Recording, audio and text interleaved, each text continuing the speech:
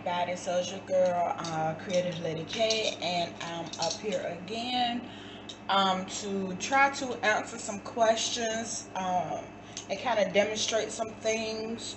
So I posted my newest project or item to social media, and it blew up. Like it just blew up. And so I thank you, and I love you guys. Thank you so much for your support, for sharing it, for just getting my name out there, and the type of crafting that I do. So it was really appreciated. But with all of the fame came a lot of questions, a lot more than what I can type out. So I just wanted to make a quick video just describing some things, and I'll put some pictures of the project that I did up here. So just bear with me a little bit while I get this going.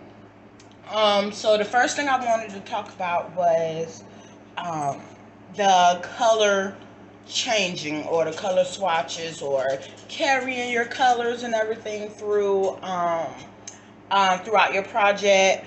Me personally, the way my OCD / perfectionism kicks into high gear, I hyper focus on the bleed through of the different colors that we try to carry. So I cannot move past that. So I've learned how to work around that in order for me to have a smooth smooth transition. So the first thing I do is, let me pull up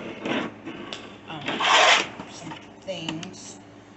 So the first thing I do before I get started on a project, and it's actually part of my planning, is to collect my bobbins. Okay. So this is just everybody knows what this is. This is just a jumbo clothespin that you use to hang up like blankets and stuff on a clothesline. So I just collect these at my local Dollar Tree. I do know, like, I just buy in bulk now because they come 6 in a pack for like $1 and maybe 50 cents. But Amazon, they have bulk amount. I think you can get up to like 12 or 24 for like $8 or something. So this is what I use for my bobbins, and what that means is I just take my yarn. So remember, all of this is doing the pre-prep. Before I even get started, I just make a bunch of these. Okay, nothing to it. You just take some yarn and you just thread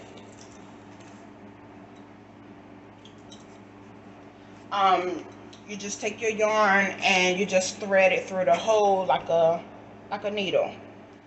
I just pop that in there like so, and then just pull the tail, and then just wrap to my heart's content. These usually hold about 40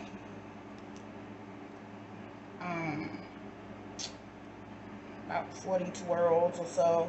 I just go until it seems necessary. So that's all I do, is just wrap, until it starts to swell up like this. Just wrap. Okay, and so I just make up a bunch of these. Of course, I'm going to need more or less depending on the project or whatever, but as part of our preparation, it's good to have these things already ready. Okay. So for my blankets, I tend to use a bigger hook and a looser stitch, so it can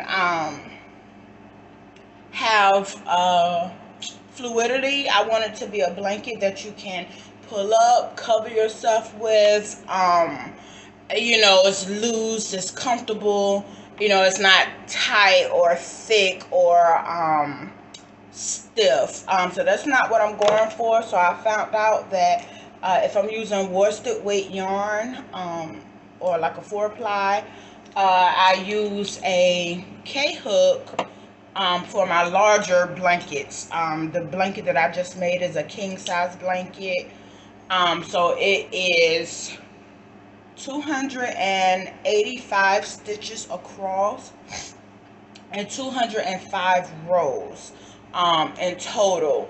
And that stretches over a king size bed, which is about 6 feet by 6 feet, I think. So altogether the project worked out to be almost 9 feet lengthwise and about 7 feet widthwise. So it covers the bed completely with overhang, so you can actually use it as a comforter for your bed. So yeah, so I just used a like I said, K-size hook and acrylic worsted weight yarn for durability, longevity, and since it's more like an heirloom piece, so that's why I go in that direction.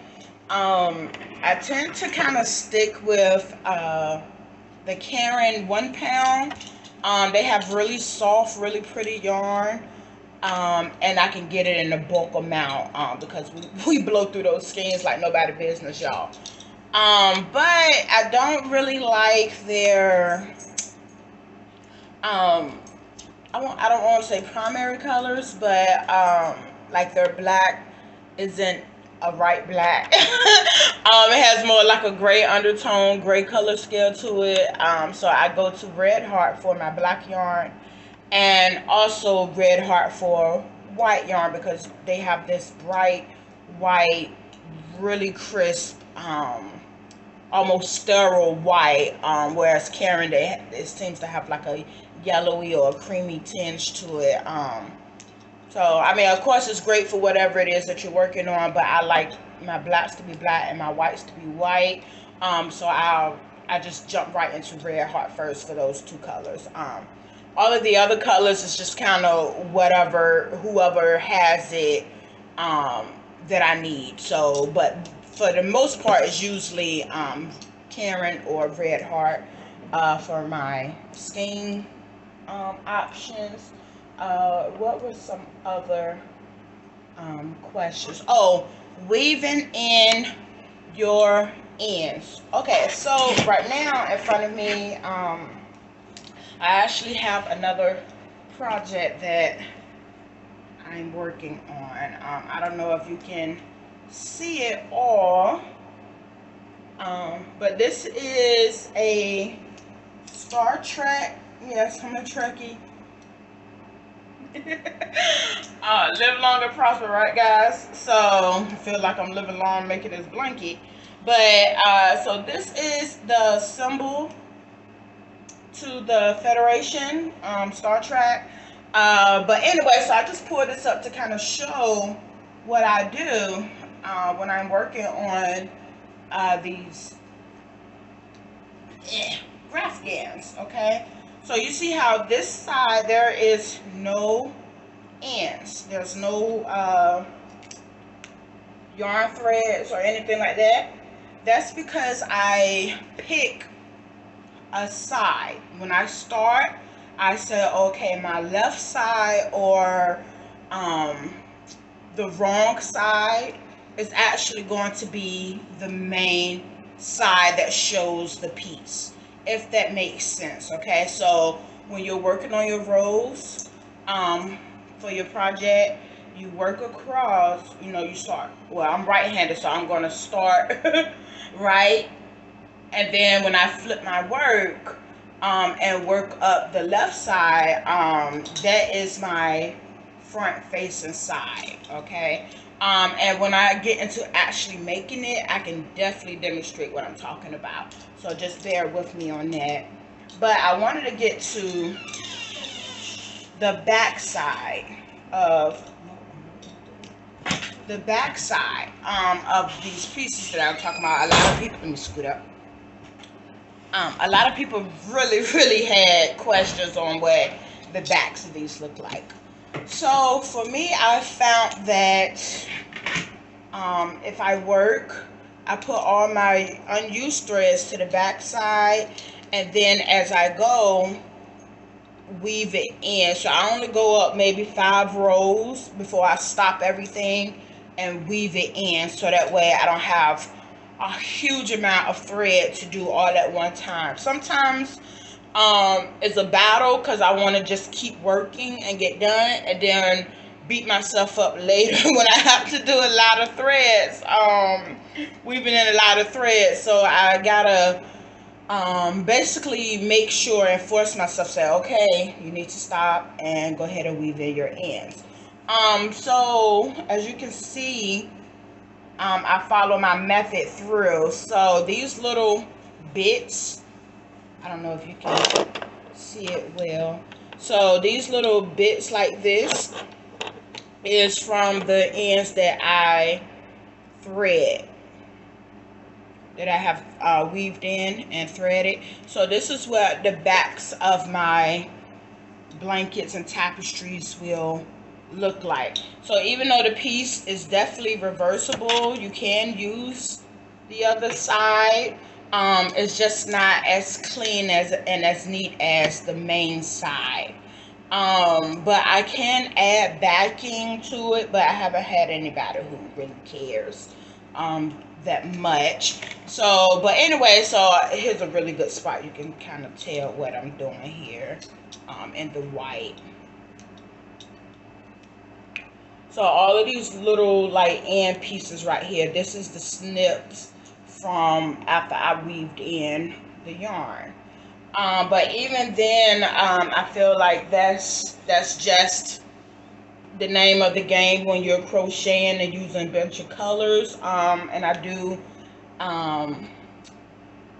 let, you know, customers and everything know that there is going to be a couple of centimeters of thread, cut thread on the back, just because the whole point of this is to be usable. I want it to have longevity.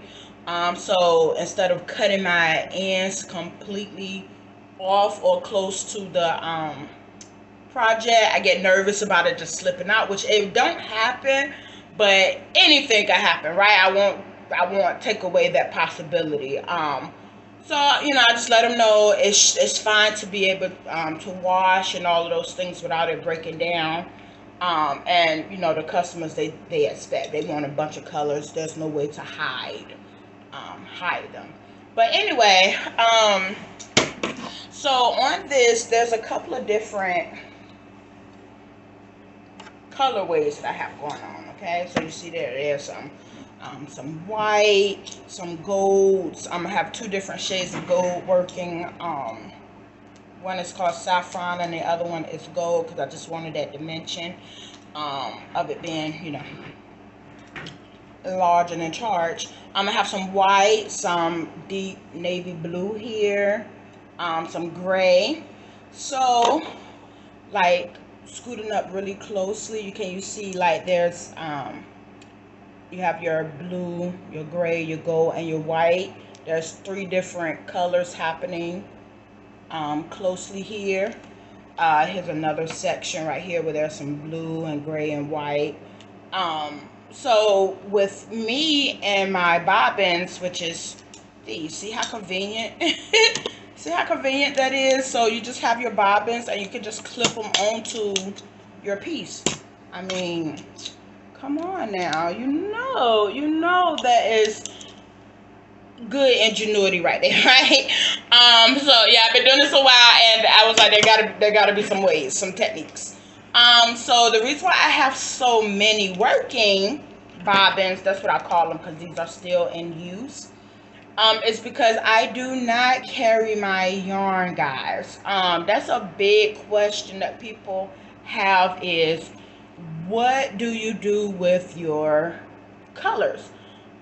So what I do is, if I'm working on my pattern and if I'm, you know, doing 4 stitches and it's time for a new color, I drop that color that I was working on. I just drop it and pick up the next color and work I don't carry because, like I said in the beginning, I can't look at it and know that there's some bleed through. I would have to just rip that part out and start all over again. It's just the way my mind works. Some people, carry all of their colors. That this blue back here will get carried through the white, through the gray area, back to the blue, and then just carrying it all the way, going. I would see that blue, especially through the white. I would just see it, and it would bother me. So I drop for every space, every new space, there's going to be its own bobbin. Okay, so this blue bobbin down here, this blue one is for this blue section, right? And this blue one is for this section. The white is for this white, and then there's another white for this section. And then there's some golds and grays. So I try to do a new color every 4 stitches. So so like an area like this, like I showed earlier, where there's a lot of like back and forth, I do carry up. So the gold and the gray, that gets carried up. I don't drop those since they're so close together. And then even in this tight space right here, you see how, a bit. So you see how there's gray here, and then you have white, then you have the blue, and then you have the white and the gray again. So I carried the gray from this section. I carried it through the white, through the blue, and back to the gray again. Okay, just because it's so close, and it doesn't let me go more than like 4 stitches. So you can trying to show this little area right here. So in this spot right here, you can kind of see some bleed through. You see that? And that's the gray that I carried through the blue. But that doesn't bother me as much because I know that's about 4 stitches. But as soon as I got to like, okay, here's 5 across, I'm like, oh, it's time to make it, make the gray its own bobbin. So that's what I did here. As the parts get thicker, it becomes its own bobbin at that point. Okay, so like even through here, it's like I should be able to take the blue and just carry it through the gray back over here, which I did in this section right here. And so that might have been more. I think that might have been 5 across, because I wanted to just go ahead and get to this area without cutting yarn. So this shortcut. And now that just seems really obvious. That seems really obvious to me. I don't know if you guys care about that, but we're just gonna let it go. But so that's my method to my madness, guys, with all of the bobbins and the colorways. So with the Shenron blanket that I used, there was a total of oh gosh, how many colors was it? Black, lime, dark green, pink, burgundy, cream, and brown, and tan. So there was about 8 to 9 different colors overall in that blanket. No, I did not carry all of those colors. Each color had its own bobbin. I think I covered it all. Have a good one now.